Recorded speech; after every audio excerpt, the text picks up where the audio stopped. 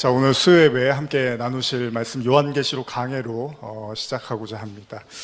계시록 1장과 2장을 볼 텐데 1장 1절에서 2절을 볼 텐데요. 제가 서론은 따로 드리지 않겠습니다. 오늘 본문 내용을 이야기하면서 그 내용 중간중간에 제가 계시록에 대한 이야기를 나눌 거기 때문에 따로 서론에 대한 이야기는 하지 않고 본문을 읽으면서 오늘 계시록 강해를 시작하겠습니다. 요한계시록 1장 1절과 2절 말씀을 함께 읽겠습니다. 시작. 예수 그리스도의 계시라. 이는 하나님이 그에게 주사 반드시 속히 일어날 일들을 그 종들에게 보이시려고 그의 천사를 그 종 요한에게 보내어 알게 하신 것이라. 요한은 하나님의 말씀과 예수 그리스도의 증거 곧 자기가 본 것을 다 증언하였느니라. 지금 읽으신 요한계시록 1장 1절은 이렇게 시작을 합니다. 예수 그리스도의 계시다, 이렇게 시작을 하고 있습니다. 그러면서 하나님이 그에게 주사 반드시 속히 일어날 일들을 그 종들에게 보이시려고 그의 천사를 그 종 요한에게 보내어 알게 하셨다라고 합니다. 그러니까 요한계시록이 일어난 모든 사건의 출발은 하나님이 요한에게 천사를 보내시고 요한에게 보내어 알게 하셨다라는 거죠. 그러니까 예수 그리스도의 제자였던 사도였던 요한에게 하나님의 말씀이 임하고 천사를 통해서 하나님께서 그 계시록의 사건을 알게 하셨는데, 이 계시록을 어떻게 시작하냐 하면 예수 그리스도의 계시다라고 이렇게 이제 말씀을 열고 있습니다. 그런데 계시는 여러분들 잘 아시는 것처럼 계시는 뭐죠? 우리가 보통 계시라고 할 때 사실 성경적 의미의 계시가 있고 우리가 생각하는 막연한 계시가 있는데, 우리가 생각하는 막연한 계시는 미래의 일들을 아는 거죠. 그래서 당장 내일 일어날 일들 내지는 10년 후, 5년 후, 10년 후, 그리고 내가 어떻게 나중에 몇 살에 죽는가 이런 것까지 해서 사람들이 궁금해하는 이야기들이 많이 있잖아요. 그런 것들을 뭔가 하나하나씩 알고 싶어하는 그런 것들을 우리가 보통 계시로 이해를 하는데, 사실 계시록 1장 1절에서 이야기하는 계시는 보통 그 성경에서의 그 계시라는 의미는 아포칼립토라고 해서 그 헬라어 덮개를 벗기다, 드러내다, 폭로하다 이런 의미가 있습니다. 그러니까 우리가 생각했던 어떤 그 미래의 시점의 일들 이런 차원의 것만 성경은 계시라고 이야기하는 게 아니라 뭔가 계속해서 감추어졌던 것들이 어느 순간에 이렇게 드러나고 열리고 폭로되는 것, 이것들을 계시라고도 이야기를 한다는 거죠. 근데 여기 재밌는 게 뭐냐면 예수 그리스도의 계시다라고 이렇게 출발을 하고 있는데, 여기서 예수 그리스도의 계시라고 할 때 보통 우리가 예수 그리스도의 계시, 그러니까 예수님의 계시, 이 계시는 예수님으로부터 온 거야 이런 생각을 할 수 있잖아요. 그런데 또 다른 의미에서는 뭐냐면 이게 주격 소유격으로 해석해서 그리스도께서 주시는 계시 이렇게 이해를 할 수 있지만, 또 다른 것은 목적격 소유격으로 해서 예수 그리스도에 대한 계시 이렇게 이해를 하는 겁니다. 사실은 이 부분이 제일 중요합니다. 그러니까 제가 따로 서론을 말씀을 안 드린 이유도 뭐냐면, 예수 그리스도의 계시라고 그러면 우리는 예수님께서 어떤 요한에게 계시를 가르쳐 줬구나, 이렇게 해서 뭔가 예수님이 앞에 일어날 일들을 요한에게 그 어떤 정말 신묘막측한 어떤 권능을 가지고 요한에게 눈을 띄게 하셨구나 라고 생각할 수 있는데, 사실 이 하나의 해석의 차이 하나만으로도 엄청난 차이가 있는데, 예수 그리스도의 계시하고 예수 그리스도에 대한 계시, 이건 좀 다른 의미로 접근할 수 있다는 거죠. 물론 다 마찬가지죠. 예수님으로부터 온 거고 또 예수님에 대한 것이기도 하죠. 그러나 우리가 이 계시록을 볼 때는 예수 그리스도에 대한 계시로 이해하는 것이 더 근접하다고 생각을 하는 거죠. 왜냐하면 예수 그리스도라는 그분이 구약부터 해서 창세기로부터 그 계시록의 마지막 시점까지 해서 예수님이 자신을 뭐라고 설명하냐 하면 알파와 오메가라고 하죠. 시간, 우리가 예전에 수련회 때도 말씀을 나눴지만은 예수님이 시작이고 끝이라고 해요. 이번 주일날 요한복음도 나누겠지만은 요한복음 1장도 그렇게 시작을 한단 말이에요. 태초에 말씀이 계셨어요. 근데 그 말씀이 하나님이시라고 이렇게 이야기를 하죠. 그게 그리스도, 예수 그리스도를 말씀하시는 거죠. 그러니까 모든 시간의 시작과 모든 시간의 끝을 이렇게 관통하는 한 분이 예수 그리스도인데, 이분을 우리가 다 깨닫고 알기가 어렵단 말이에요. 그러다 보니까 우리가 예수 그리스도의 계시 이렇게도 이해할 수 있지만, 예수 그리스도에 대한, 왜냐하면 저와 여러분들은 평생 우리가 알아야 될 것은 그 그리스도의 은혜, 그 그리스도를 통한 구원, 이것이 모든 성도들이 가야 될 길이니까. 그래서 고린도전서 13장 9절에서 13절에 보면요, 이렇게 기록되는데 한번 같이 찾아볼까요? 고린도전서 13장 9절에서 13절입니다.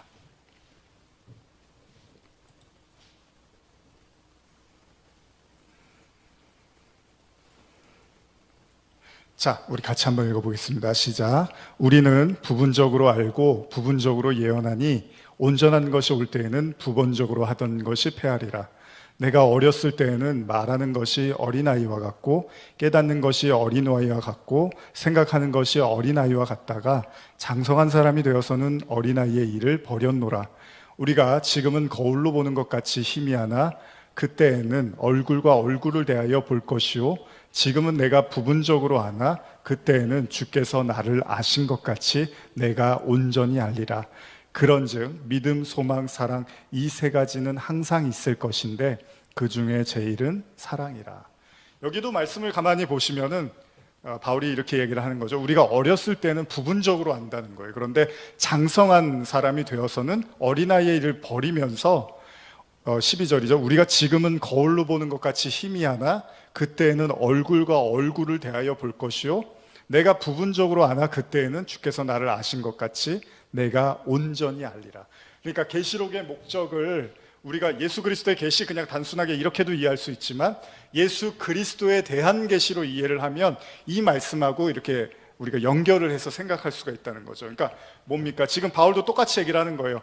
우리가 아는 것에 대한 한계를 갖고 있고 우리의 지식이라든지 우리의 지성의 한계가 있지만 그러나 우리가 그 그리스도를 끊임없이 배워가는 거잖아요. 그 장성한 분량에 이를 때까지 우리가 그리스도를 배워나가는 거잖아요. 그러니까 계시록은 바로 그 예수 그리스도가 누구이시고 그 예수 그리스도를 통해서 구원이 어떻게 일어나고 있고 그 예수 그리스도를 통해서 이 세상이 어떻게 심판을 받는지에 대한 결국 다 뭐에 대한 이야기죠?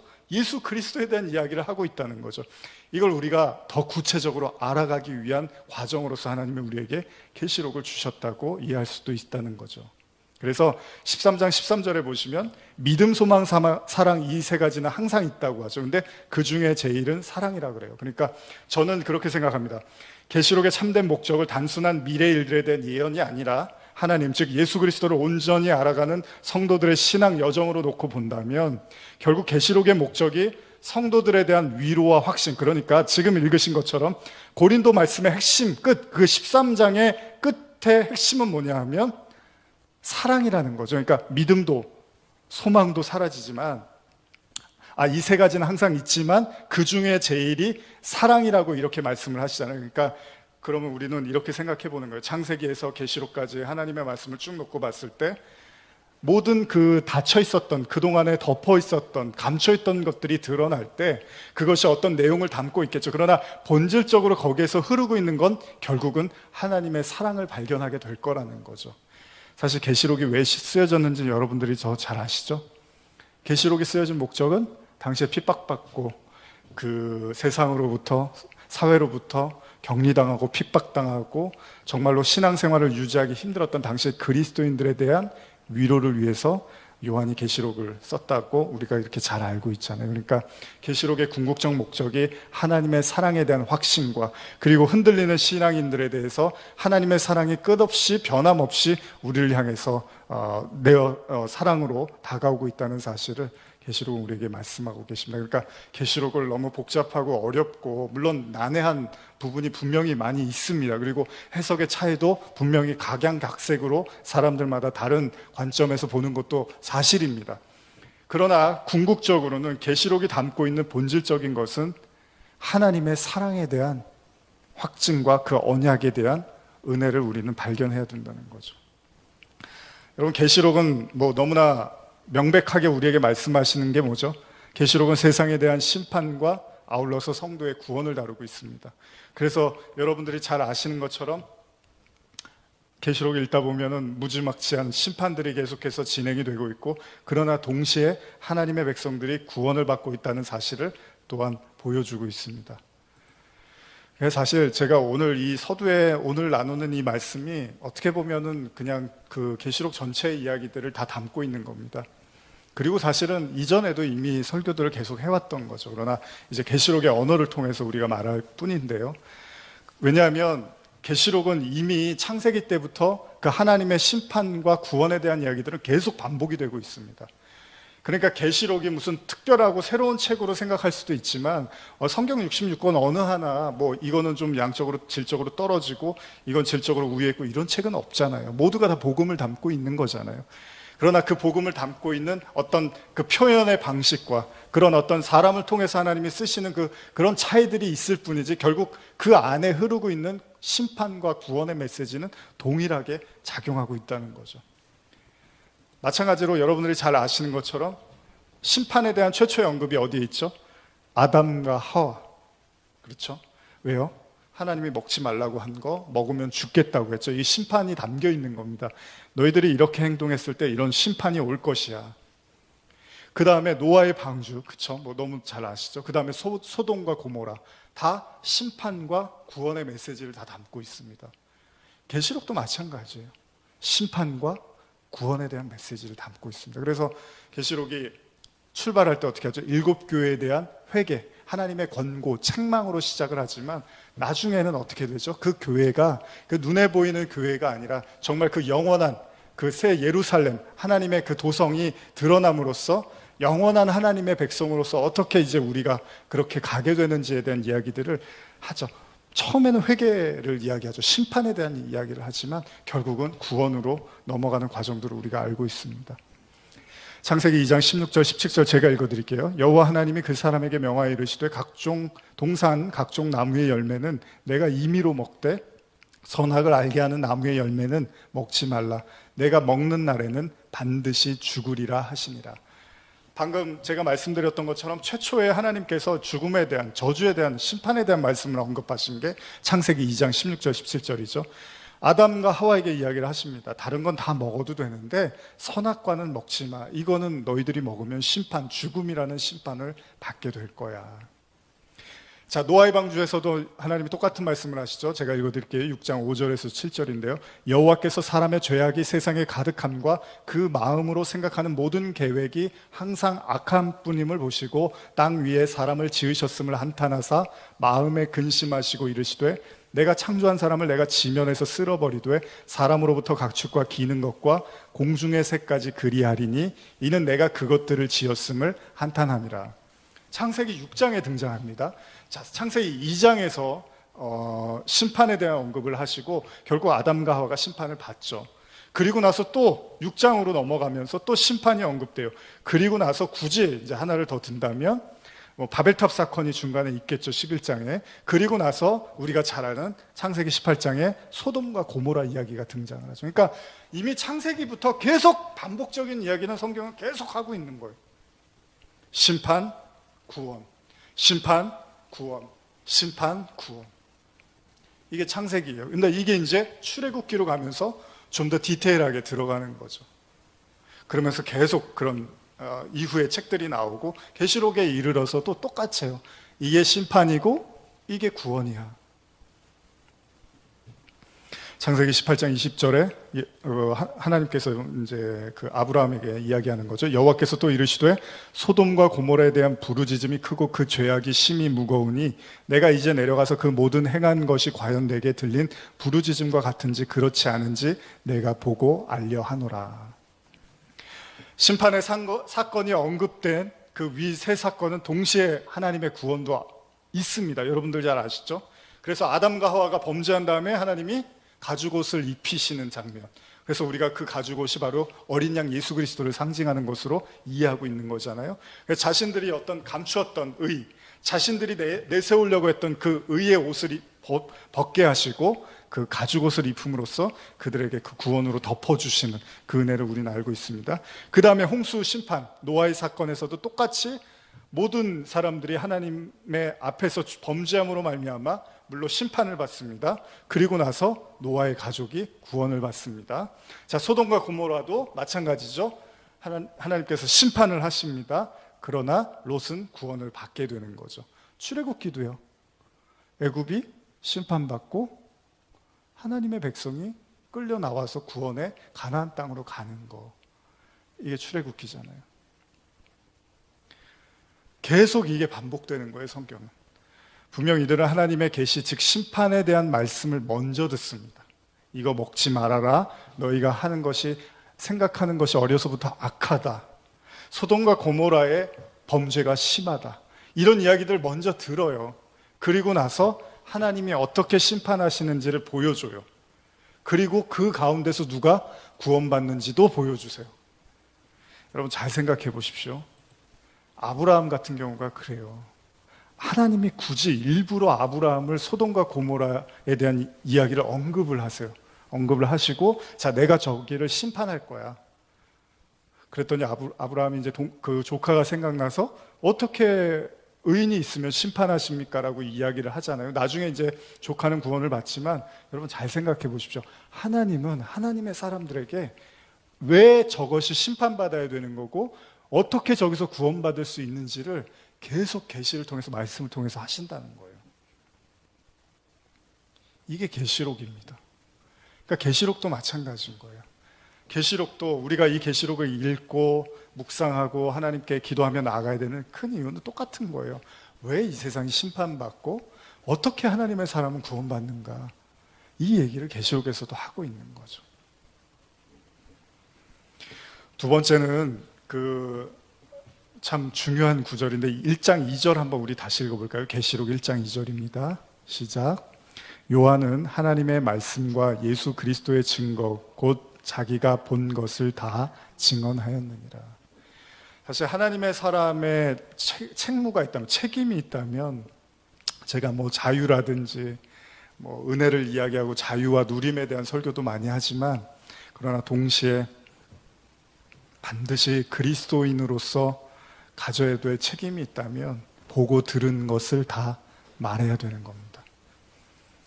이것이 의무일 수도 있고 책무로 다가올 수도 있지만, 사실 여러분, 하나님의 사람에게 하나님의 말씀 외에, 요즘 계속 그런 설교를 하고 있지만 풀은 마르고 꽃은 떨어지고 하나님의 말씀이 영원하다며요. 해 아래 새 것이 없고 하나님만 새 것이라며요. 그걸 본 자가 어떻게 그 가장 소중하고 가장 귀한 것을 그냥 속에 담아둘 수 있겠습니까? 하나님께서는 요한을 통해서도 동일하게 말씀하시는 거죠. 자, 사실 요한이 이 계시를 보기 전에 예수님을 몰랐던 게 아니죠.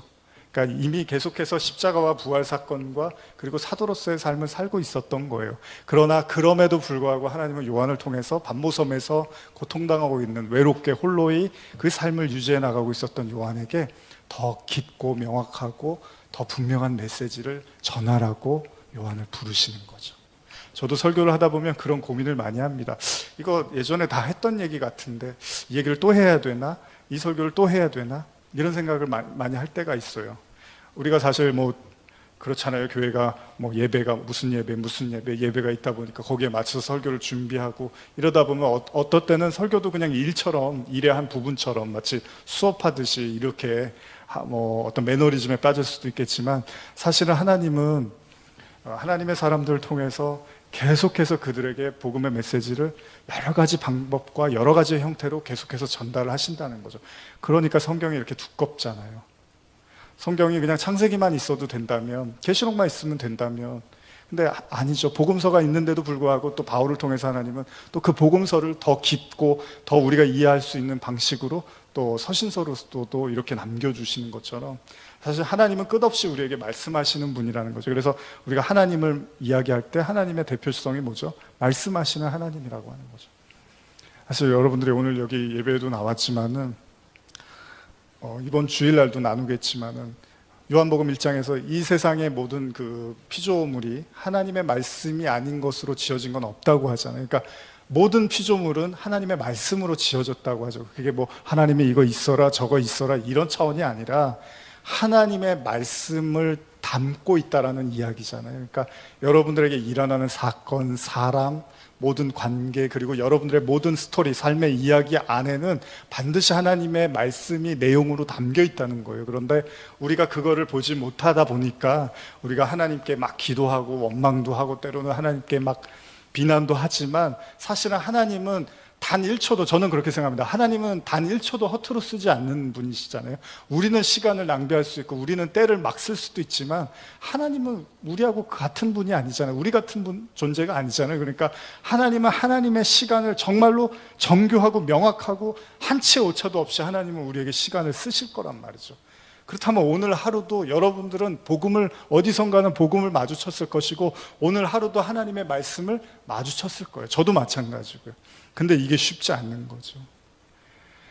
그리고 우리가 결국은 간증이라는 게 그렇잖아요. 아, 내가 어떤 사건을 통해서 하나님을 만났어. 내가 어떤 정말 절박한 상황에서 죽을 수밖에 없는 어떤 상황에서 하나님이 나를 이렇게 건져내더라. 그러니까 그 절박한 상황이 전부가 아니라 하나님이 나를 건져내실 것까지 계획하셨던 거야. 그러면서 막 사람들이 간증을 하잖아요. 그럼 박수를 쳐주고 막 사람들이 칭송을 하잖아요. 왜요? 그 사건이 다가 아니라 그 사건을 통해서 하나님이 이루고자 하는 일들을 보게 되니까 그걸 말하지 않을 수 없는 것처럼, 사실 저와 여러분들에게도 하나님은 끝없이 말씀하고 계시고 끝없이 오늘도 우리에게 정말로 호흡처럼 다가오고 계시다는 거죠. 그 속에서 우리가 그 하나님의 진가, 진의를 발견하면 우리는 그것들을 말하지 않을 수밖에 없는 거죠. 말하지 않을 수 없는 거죠.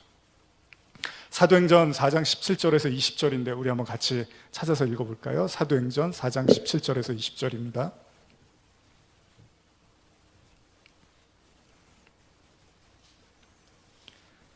사도행전 4장 17절에서 20절 우리 같이 한번 읽겠습니다. 시작. 이것이 민간에 더 퍼지지 못하게 그들을 위협하여 이후에는 이 이름으로 아무에게도 말하지 말게 하자 하고 그들을 불러 경고하여 도무지 예수의 이름으로 말하지도 말고 가르치지도 말라 하니 베드로와 요한이 대답하여 이르되 하나님 앞에서 너희의 말을 듣는 것이 하나님의 말씀 듣는 것보다 옳은가 판단하라. 우리는 보고 들은 것을 말하지 아니할 수 없다 하니. 결국 사도들의 고백입니다. 우리가 너희들이 아무리 반대하고 너희들이 아무리 우리를 막아도 말하지 않을 수가 없다. 한 나라가 다른 나라를 지배할 때 지배하려고 하는 것 중에 하나가, 금지시키는 것 중에 하나가 말이죠. 그러니까 말을 못하게 하는 거죠. 그래서 그 나라 말을 쓰지 못하게 하고 이제 자기의 나라의 말을 쓰게 함으로써 그 나라가 갖고 있는 모든 정신이라든지 문화라든지 이런 것들을 다 이렇게 송두리째 앗아가는 걸 우리가 알고 있죠. 세상도 그럴 거예요. 하나님의 말씀이 하나님의 말씀으로 존재할 수 있도록 계속 누군가는 이거를 말하고 외치고 전해야 되는데, 세상이라는 것은 오늘 이 사도행전의 말씀처럼 계속해서 그 말을 하지 못하게 하는 거예요. 그게 잘못됐다고 말하고 그 말을 하면 죽인다고 하고 그 말을 하는 것을 계속해서 막는 거죠. 저는 오늘날도 그럴 것 같아요. 오늘날 뭐 복음에 대한 혼잡함을 이야기하고 교회에 대한 무너짐을 이야기를 하고 있는데, 결국 어딘가에서는 하나님의 진짜 말씀을 외치고자 하는 사람들이 있겠죠. 그러나 그럼에도 불구하고 사람들이 거기에 관심이 없고 귀를 기울이지 않는 것은 어쩌면은 그것이 진짜인가, 그것이 정말 하나님의 보석과 같은 말씀인가에 대한 관심보다는 사실은 이 혼탁하고 어떻게 보면 무너져가는 것을 알매도 불구하고 나 역시도 거기서 무언가를 빼먹을 것이 있다고 생각하기 때문에 어쩌면 그것을 쉽사리 사람들은 내려놓지 못할 수도 있겠죠. 하나님의 말씀이라는 것이 요한을 통해서 이렇게 예수 그리스도에 대한 계시를 주셨습니다. 그러나 여러분들이 잘 아시는 것처럼 당시에 많은 사람들이 예수님을 따랐던 것도 아니고요. 예수님 당시에는 더 그랬고요. 십자가 지고 부활 사건이 일어났지만 기독교는 계속해서 박해를 받고 어려웠습니다. 이거는 좀 다른 이야기인 거예요. 뭐 승승장구하고 교회가 막 커져가고 단지 이런 것을 하나님의 역사나 부흥으로만 이해할 문제는 아니라는 거죠.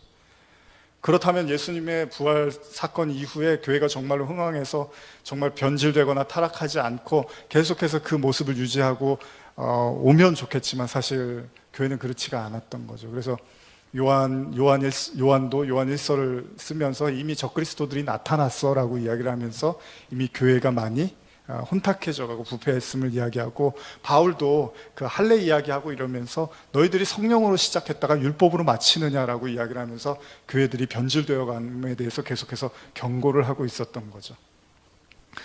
요한일서 1장 3절에 제가 읽어드릴게요. 우리가 보고 들은 바를 너희에게도 전함은 너희로 우리와 사귐이 있게 하려 함이니 우리의 사귐은 아버지와 그의 아들 예수 그리스도와 더불어 누림이라. 우리가 이것을 쓰면 우리의 기쁨이 충만하게 하려 함이라. 여기에 이런 표현이 있습니다. 우리가 보고 들은 바를 너희에게 전함은 너희로 우리와 사귐이 있게 하려 함이라. 사실 제가 그 시간이 지나면서 또 설교를 하는 사람으로서 가장 많이 생각하게 되는 부분이 이 부분이에요. 여러분, 인간관계는 뭘까요? 저는 아무리 좋은 인간관계도 또 아무리 나쁜 인간관계도 극복할 수 있는 것이 하나 있다면 하나님의 말씀이라고 생각을 합니다. 사실 잘해주고 못해주고는 시간이 흐르면 못해줬던 사람이 또 잘해주기도 해요. 또 잘해주던 사람이 또 못해줄 수도 있어요. 뭐 뜨뜻미지근했던 사람이 또 이렇게도 됐다가 저렇게도 되는 게 사람 관계죠. 그래서 우리가 상대방을 그런 어떤 내 이익이나 유익을 가지고 사람을 만나기 시작하면 나중에는 거기에 우리가 이렇게 혼란과 혼돈을 겪게 되잖아요. 저와 여러분들도 그런 것들을 잘 알고 있잖아요. 그러니까 사람에게 쫓아가기 시작하다 보면 어느 순간에 우리도 굉장히 그런 것들에 의해서 막 좌지우지되는 우리 자신을 보는데, 사실은 성경이 말하는 것은, 성경에서 말하는 사귐은 하나님의 말씀, 그러니까 진짜 보고 들은 것을 전함으로 말미암아 그 하나님의 말씀, 그리스도가 중심이 되는 그 관계성은 쉽게 깨질 수가 없습니다. 그래서 교회는 그렇습니다. 교회는 어떤 인간관계라든지 친분이라든지 이런 걸로 교회는 이렇게 집결되고 단결되는 곳이 아닙니다. 사실 어떻게 겉보기에는 좀 별로 안 친해 보일 수도 있고 뭔가 끈적끈적해 보이지 않을 수도 있어요. 근데 진짜 교회는 뭐냐면 이 하나님의 말씀이 흐르고 있는 거죠. 그러니까 모두가 공유하고 공감하고 있고 모두가 같이 나누고 고백할 수 있는 그 하나님의 말씀의 핵심이 되면요, 사실 좀 싸우고 서로 이렇게 맞지 않고 좀 그런 일들이 있어도요, 결국은 다시 그 말씀 때문에 모일 수밖에 없는 거죠. 그러니까 인간관계는 그 그리스도, 그러니까 그 하나님의 말씀, 성경 안에 나타난 그 말씀이 우리의 인간관계의 핵심이고 주축을 이루어야지, 이게 안 되면요, 무슨 교회를 의리 때문에 다니고 교회를 무슨 어떤 친분 때문에 다니고 이러기 시작하면 어느 순간에 교회는 저 산으로 가게 되는 거죠. 물론 처음에는 다 누구나 그럴 수밖에 없죠. 어떤 인간 관계성을 통해서 우리가 하나님을 만날 수밖에 없으니까. 그러나 궁극적으로 교회는 결국은 하나님의 말씀에 의해서 똘똘 뭉쳐져 가고 세워져 갈 때 건강한 교회로 세워져 나갈 수 있을 거라고 생각이 됩니다. 자, 요한복음 3장 31절에서 34절인데요. 이건 한번 같이 찾아보실까요? 요한복음 3장 31절에서 34절입니다. 네, 같이 읽겠습니다. 시작. 위로부터 오시는 이는 만물 위에 계시고 땅에서 난 이는 땅에 속하여 땅에 속한 것을 말하느니라. 하늘로부터 오시는 이는 만물 위에 계시나니 그가 친히 보고 들은 것을 증언하되 그의 증언을 받는 자가 없도다. 그의 증언을 받는 자는 하나님이 참되시다는 것을 인쳤느니라. 하나님이 보내신 이는 하나님의 말씀을 하나니 이는 하나님이 성령을 한량없이 주심이니라. 예수님도 똑같은 말씀을 하십니다. 위로부터 오시는 이는 만물 위에 계시고 땅에서 난 이는 땅에 속하여 땅에 속한 것을 말한다. 그러니까 하늘로부터 오시는 이는 만물 위에 계시나니 그가 친히 보고 들은 것을 증언하되 그의 증언을 받는 자가 없도다. 이게 요한복음 1장에도 등장을 하고요, 3장에도 또 등장을 하는 말씀인데, 왜 사람들이 그 말씀에 관심이 없냐 하면, 자, 위로부터 오시는 이는 위에 걸 얘기한단 말이죠. 그런데 땅에서 난 사람들은 땅에 속한 걸 이야기를 한단 말이에요. 오늘 제가 이제 주일 말씀을 또 준비를 하면서, 예를 들면 그 시험하는 마귀가 예수님한테 그러잖아요. 자, 돌을 떡으로 만들어 봐, 이렇게 이야기를 해요. 그랬더니 예수님이 사람이 떡으로만 살 것이 아니고 이렇게 이야기를 한단 말이에요. 근데 사실은 이게 저도 그렇고 설교하는 사람이 당연히 사람이 떡으로만 살 것이 아니지라고 하지만, 누군가 저에게 반박을 하면서 또 누군가 더 아주 디테일하게 지금 이런 상황에서 떡이 아니라 어떻게 하나님 말씀으로 산다는 얘기를 할 수 있습니까? 라고 이야기를 하면 우리는 쉽게 대답할 수가 없는 부분들이 많이 있잖아요. 그러니까 현실적인 정말 극한의 어려움에 겪은 사람한테, 그런 사람에게 사람이 떡으로만 살 것이 아니고 이렇게 말할 수는 없는 거잖아요. 그럼에도 불구하고 예수님이 사단과의 대화에서 그렇게 말씀을 하신단 말이에요. 왜? 여기서 항상 인간과 사람과 그 하나님과의 충돌이 있는 게, 하나님은 자꾸 하늘의 걸 얘기하고 사람은 계속해서 땅의 걸 구한단 말이에요. 그래서 지난 주일날도 말씀을 나눴지만은 아브라함이 하나님의 복을 받았고 말씀을 받았지만 사실 아브라함은 결핍을 가지고서 자기의 상속자가 필요했던 건데 그 아브라함에게는 아이를 낳지 못하는 아내가 있었단 말이에요. 그러니까 모든 게 다 풍족하지만 하나의 구멍과 같은 결핍이 있었단 말이죠. 그런데 하나님이 그 결핍을 메꿔주실 거라고 생각을 했는데 하나님이 25년이 지나도 그 부분을 해결해 주지 않고 오히려 그 부분에 있어서 하갈과의 동침으로 말미암아 이스마엘을 낳고 더 가정은 극한의 상황에 치닫게 되는 거죠. 그런데도 하나님은 침묵을 한단 말이에요. 그 순간에도. 그러니까 저와 여러분들도, 우리는 많은 신앙인들이 그런 얘기를 해요. 왜 내가 기도해도 하나님의 응답이 없으십니까? 왜 내가 부르짖어도 하나님 말씀하지 않습니까? 내가 얼마나 오랫동안 그걸 가지고 기도했습니까? 라고 이야기를 하는데 마치 우리는 그렇게 생각한단 말이에요. 정말 너무 하시는 거 아닙니까? 라는 생각을 할 수밖에 없어요. 근데 하나님이 침묵을 한단 말이에요. 그러면서 우리가 그런 얘기 하잖아요. 침묵도 응답이라고. 그럼 침묵의 응답이라는 건 뭐죠? 안 해주는 게 응답이라는 얘기잖아요. 아브라함이 25년이 지나서야 이삭을 낳죠. 결국 하나님은 25년이라는 100세의 시간을 다 채웁니다. 100이라는 시간을 완벽하게 채우고 나서 하나님의 시간에, 카이로스라고 하죠. 하나님의 때가 돼서 그냥 주시는 거예요. 여러분, 하나님이 옛날에 그런 영화 보셨나요? 짐 캐리가 나오는 브루스 올마이티인가요? 자기가 하나님이 됐어요. 하나님의 어떤 능력을 받았어요.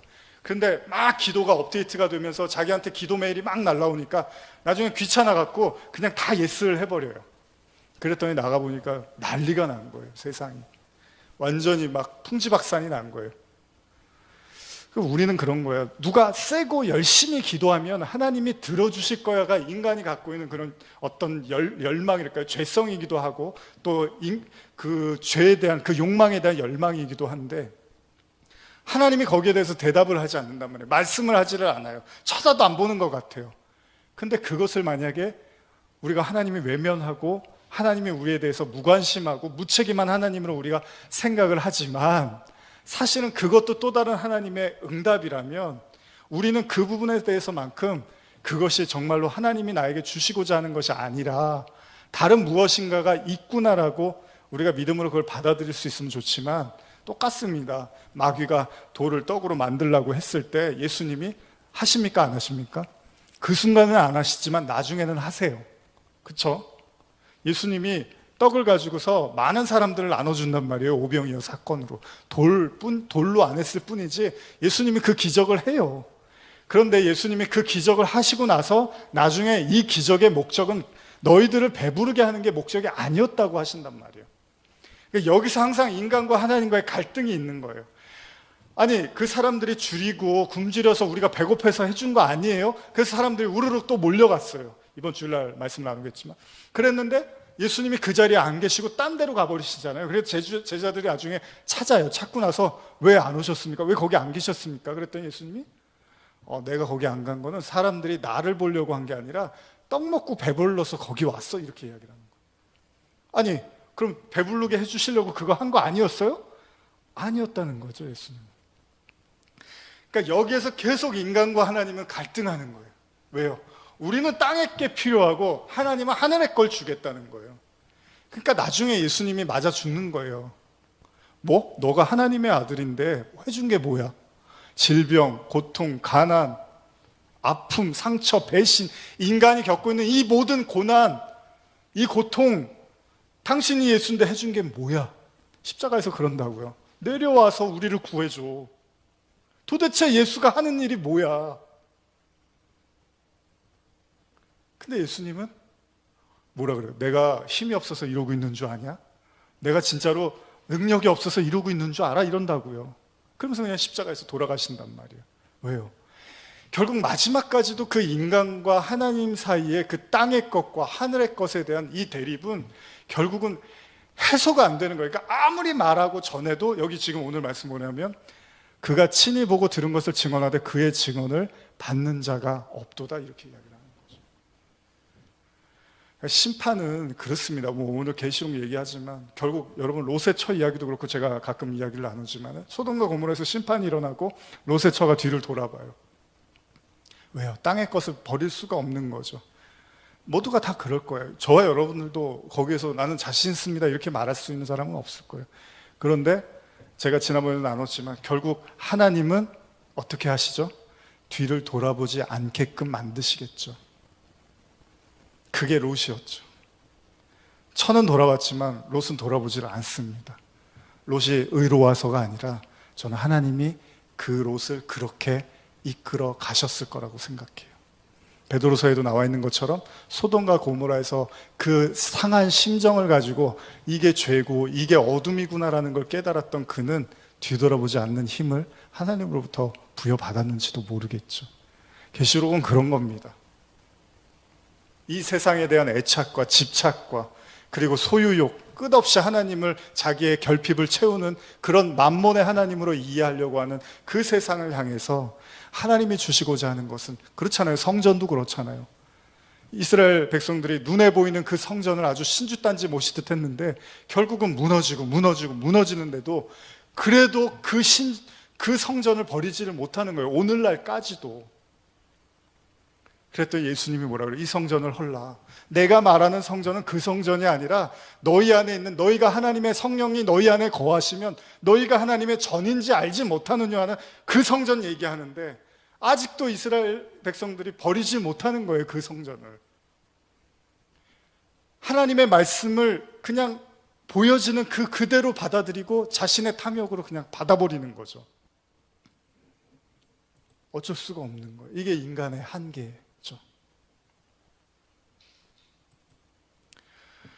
그래서 여러분 사도행전 28장 한번 이제 마무리를 해야 될 것 같은데요. 사도행전 28장 23절에서 28절 한번 읽겠습니다.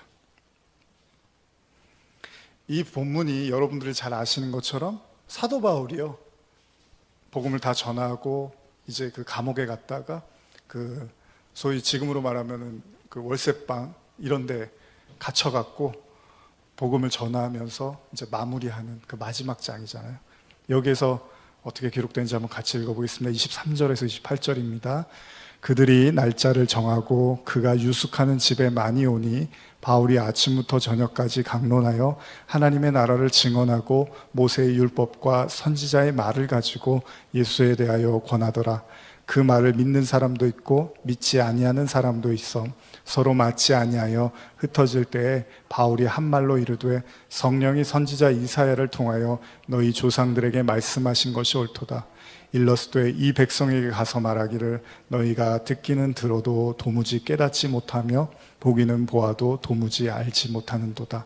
이 백성들의 마음이 우둔하여져서 그 귀로는 둔하게 듣고 그 눈은 감았으니 이는 눈으로 보고 귀로 듣고 마음으로 깨달아 돌아오면 내가 고쳐줄까 함이라 하였으니 그런즉 하나님이 이 구원의 이방인에게로 보내준 줄 알라. 그들은 그것을 들으리라 하더라. 아마 여기서 오늘 이제 말씀을 좀 정리를 해야 될 것 같은데요. 결국은 계시록도 그렇잖아요. 하나님이 하늘의 것을 말씀하시고 사람들은 끝없이 땅의 것을 요구하죠. 이게 그러니까 하나님과 인간 사이 어떻게 보면 도랑 같은 거예요. 건널 수 없는 강 같은 거. 베드로가 마지막에 그 복음을 열심히 전하면서 하나님의 나라를 증언하는 그때 참 묘하게 이런 본문이 나오는 거죠. 너희가 듣기는 들어도 도무지 깨닫지 못하며 보기는 보아도 도무지 알지 못하는도다. 그런데 그럼에도 불구하고 바울이 계속 복음을 전합니다. 그런데 28절에 여러분들 읽으셨는데 이런 본문이 있어요. 그런즉 하나님의 이 구원이 이방인에게로 보내준 줄 알라. 그들은 그것을 들으리라 하더라. 아무리 전해도 듣지 않고 보지 않고 뭐 예수님도 잡아서 죽였던 사람들이고 스데반도 돌 맞아서 죽였던, 근데 이런 말씀이 있는 거예요. 이 구원이 이방인에게 갔는데 그들은 그것을 들을 거라는 거예요. 근데 여기서 이방인이라는 걸 여러 가지 관점으로 우리가 이해를 할 수 있는데 오늘 저는 이렇게 말씀드리고 싶어요. 스스로 내가 이방인이라고 생각하는 그들은 들을 거라는 거예요. 똑같은 거죠. 예수님이 복음을 전했는데 유대인들은 안 듣습니다. 하나님의 선택을 받았다고 생각하고 그들은 복음을 안 들어요. 그런데 누구는 듣죠? 스스로 이방인, 죄인이라고 여겼던 자들은 복음이 들리는 거죠. 여러분과 제가 계시록을 나누고 읽고 묵상하는 가장 큰 이유는 무엇일까요? 우리는 이 땅의 걸 구하기 위해서 이 말씀을 연 게 아닙니다. 물론 우리가 살기 위해서 땅의 것은 반드시 필요합니다. 근데 우리가 지난주에도 나눴지만 하나님이 무엇을 먹을까 마실까 입을까 이런 거는 염려하지 말래요. 이런 건 다 아신대요. 이방인들이랑 하는 거래요. 그러면서 먼저 그 나라와 의를 구하라고 하죠. 뭐 그 나라와 그 의는 당연히 하늘의 것이고 하나님의 나라고 하나님 당신이시겠죠.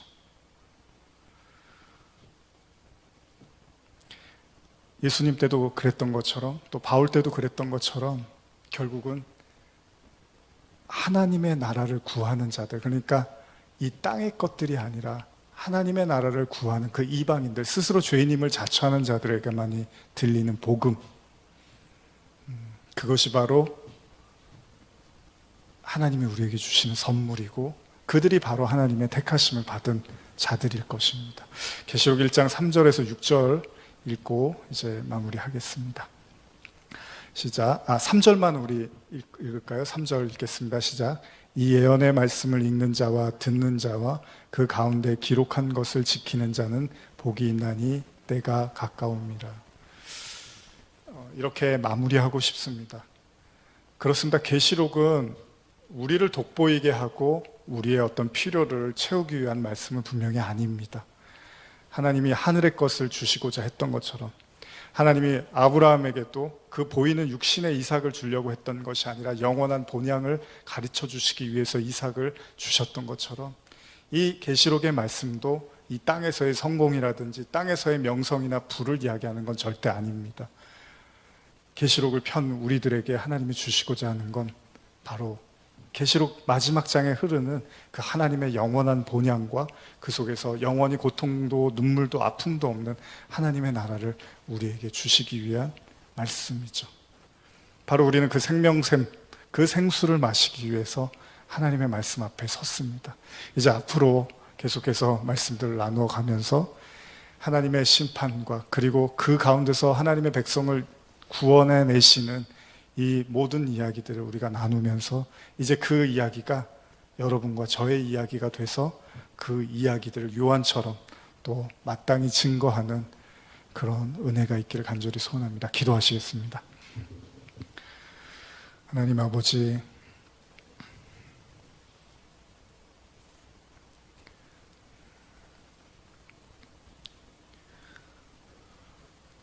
반모섬에서 외롭게 계시록을 써내려갔던 요한의 그 메시지를 우리가 봅니다.